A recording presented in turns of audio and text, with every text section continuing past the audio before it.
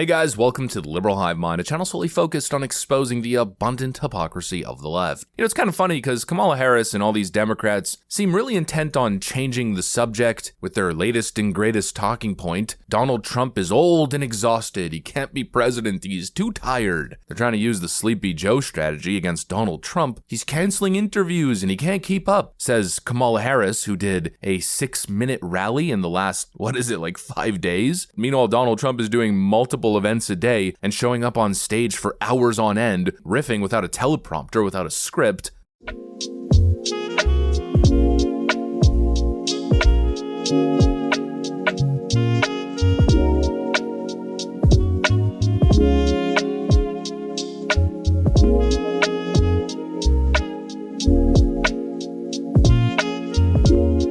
Donald Trump's too exhausted. He's canceling all his events. He can't keep up. That's what they're saying. Literally, it's unbelievable, to be honest. But that's really the strategy here. But I'm just sitting here scratching my head, wondering who's buying this stuff? Because if you're actually paying attention for more than 2 seconds, reading beyond the headline or just existing online, you'll realize very quickly that Donald Trump is everywhere. He's not tired. He's not exhausted. He's not hiding from anything. No, he's everywhere. It seems almost unhuman in a way. The guy's almost 80 years old and he's got more energy than most people my age, I'd say. And he's got possibly one of the most grueling campaign schedules ever seen. I sound like Trump, actually, if you think about it. The greatest, most tough, most grueling campaign schedule ever. Nobody does it like me, folks. I know, my Trump impression sucks, but it's okay, you guys can laugh at me. I have thick skin and my bones aren't made of glass. But anyways, the point that I'm making is Kamala Harris keeps saying that Trump is so exhausted and he's nowhere, but Trump is everywhere, red-pilling the frickin' masses with viral moment after viral moment. And what do I mean by red-pilling people? Well, pretty much it's short for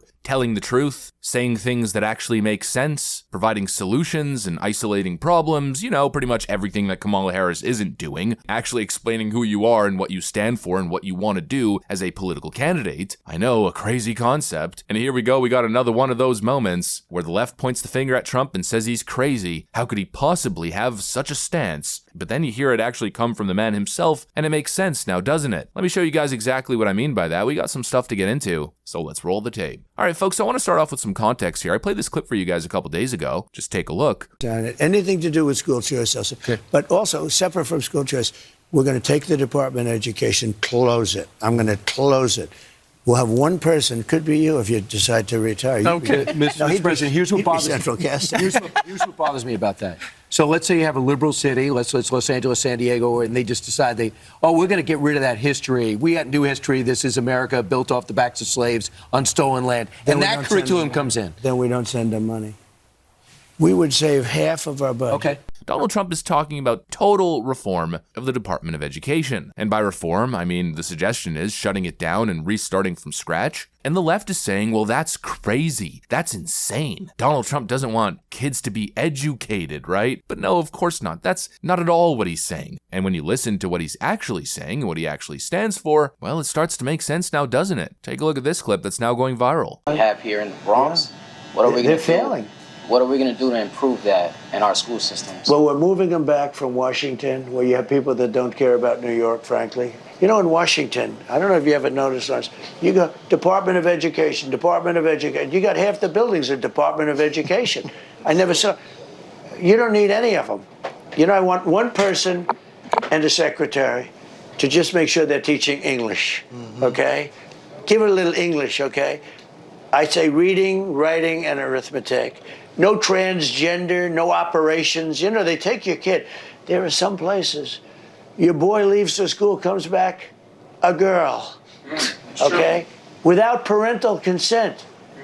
What is that all about? That's when they talk about a threat to democracy, they're a threat. Could you imagine, without parental consent? At first, when I was told that was actually happening, I said, it's an exaggeration. No, it happens. It happens. There are areas where it happens. We're not going to let it happen.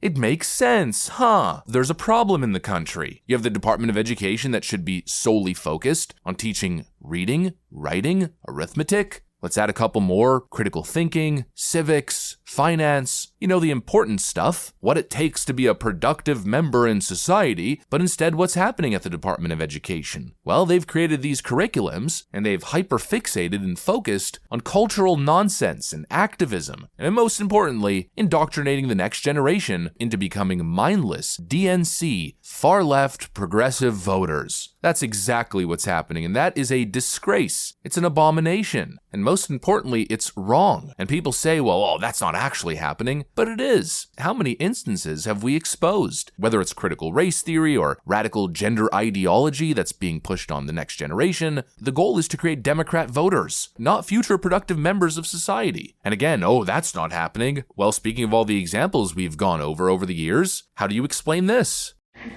Do you guys think this is normal for them to bring politics into school? And if they vote for, I live in California, by the way, but if you vote for Kamala Harris, then you're going to get a pizza party. But if you vote for Donald J. Trump, apparently you are excluded. They said that my teacher was screaming at us saying the other class was voting Trump. So they don't get to use the paper patches, not the school supplies for the girls.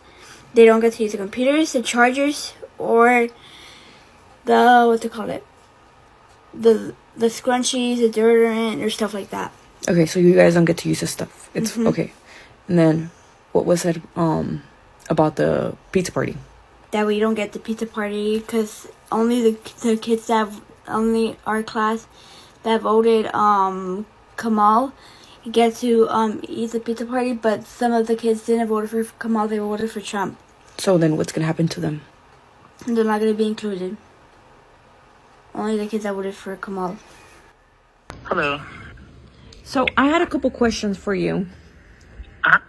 So I heard that Giselle was telling me that you had mentioned that the kids that are not going to attend the pizza party are the kids who voted other than Kamala. Wait, say it again? That you had told the class that whoever votes for Kamala will get a pizza party, but those that don't will not be included in the pizza party. For Harris? Yeah. What period is your daughter in? I am not sure.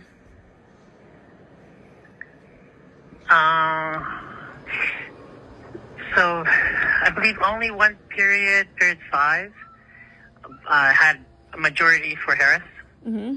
And I said, and to follow that same spirit, because the Democrats are more for feeding the hungry, free medical care, feed more services, just pay higher taxes, that I'll be willing to buy pizza for the class. Okay. What did she say? Said? You are willing to buy pizza for the class for those who win with Harris, right? For those that voted for Harris? Yeah. Is she in period 5? If she's not in period 5, we're just doing a regular day. Oh, okay. So If she's in period 5, it's the entire class. Giselle, what period are you with this teacher? 5. So she is in period 5. Okay. So I'm going to try for tomorrow for pizza, if not Friday. So the other classes, because they did not vote for Harris, they're not going to get pizza?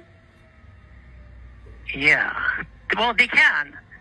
They just do what the conservatives do, which pay for yourself. Oh, that's fine. Can I take some pizza for those other classes? For those other classes? What do you mean? The ones that voted for Trump.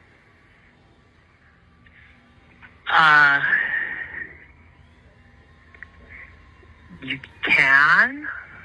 I'm gonna be honest with you. I am a little bit upset. I'm extremely upset because if this was the other way around, and I were to go to people's houses and I'm like, hey, do you want a bag of food? Who did you vote for? This is not Cuba. Like that's not okay to do. I don't think Cuba, they have a right to vote, though. Exactly. So if there's a right to vote in this country, we should be able to vote for whoever we want with no prices in return. Yeah, I agree.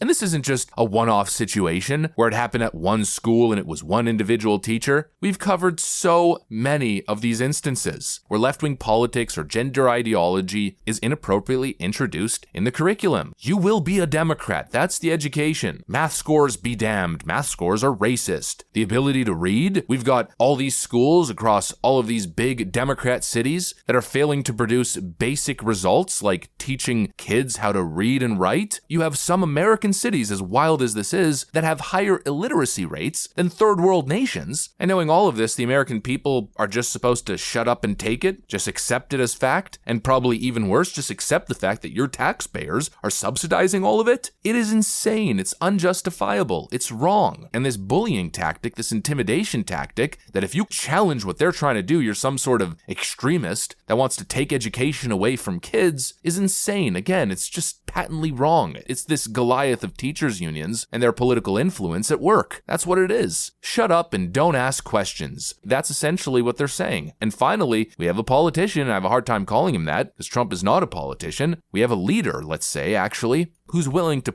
point the finger and say, look what's happening, this is what's happening, and we're not going to have it. Enough is enough. I mean, just think about it. Gender transitions of minors without parental consent. That is insane, and that is 100% what the Department of Education is fighting for. That's what Joe Biden's administration is fighting for, and that's what's happening in left-wing cities and left-wing states. Minor gender transitions without parental consent. You shouldn't be able to give a kid an Advil without parental consent, but you're supposed to accept this as the new norm. Again, it's insane, it's crazy, it's wrong, and there's only one man who's highlighting it. There's only one man who's actually speaking up and challenging it, and they're telling you he's the extremist who wants to shut down education. No, he wants good education, real education, not indoctrination. Donald Trump is arguing for an end to the radicalism, the left-wing radical indoctrination that we've seen. And it's plain and obvious that that's exactly what's happening. It's not just the gender ideology stuff. Just look at what's going on in youth culture and how a good chunk of young people have been brainwashed and radicalized into supporting terrorist organizations. It's all linked. It's this extreme left-wing ideology that has completely taken over the public education system and even the private education system in some places. And frankly, it's time to push back on it. It's time to demand change and to remove this monopoly-style control that left-wing ideologues have on the education of the next generation. There has to be a balance. There has to be some neutrality. The next generation needs to be taught how to think, not what to think. And I think that's probably the best way to end it, because that right there is really the core of the issue. So yeah, that's pretty much what I got for you guys. Hopefully you enjoyed the video. If you did, make sure to leave a like and possibly subscribe. Thanks for watching, and I'll see you on the next one.